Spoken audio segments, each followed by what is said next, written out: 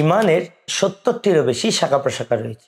প্রিয় নবী হযরত মুহাম্মদ মুস্তাফা সাল্লাল্লাহু আলাইহি ওয়াসাল্লাম একটি হাদিসের মধ্যে ইমানের সর্বোত্তম শাখা এবং ইমানের সর্বনিম্ন শাখা নিয়ে আলোচনা করেছেন। রাসূলুল্লাহ সাল্লাল্লাহু আলাইহি ওয়াসাল্লাম ইরশাদ করছেন, আফদালুহা কাউলু লা ইলাহা ইল্লাল্লাহ।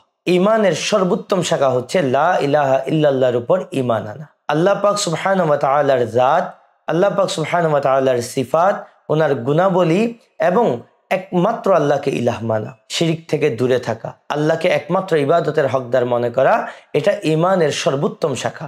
এবং ঈমানের সর্বনিম্ন শাখা সম্পর্কে রাসূলুল্লাহ সাল্লাল্লাহু আলাইহি ওয়াসাল্লাম বলছেন, ইমাতাতুল আযা আনিত তরিক, রাস্তা থেকে কষ্টদায়ক বস্তু সরিয়ে ফেলা, এটি হলো ঈমানের সর্বনিম্ন শাখা। অর্থাৎ আপনি রাস্তা থেকে সামান্য একটি ইটের টুকরা হতে পারে, একটি কলার ছোলা হতে পারে, একটি ব্লেড অথবা পিন হতে পারে, যা দ্বারা পথচারী ব্যক্তি কষ্ট পাবে, এমন বস্তু রাস্তা থেকে সরিয়ে ফেলা, এটা ঈমানের একটি অংশ।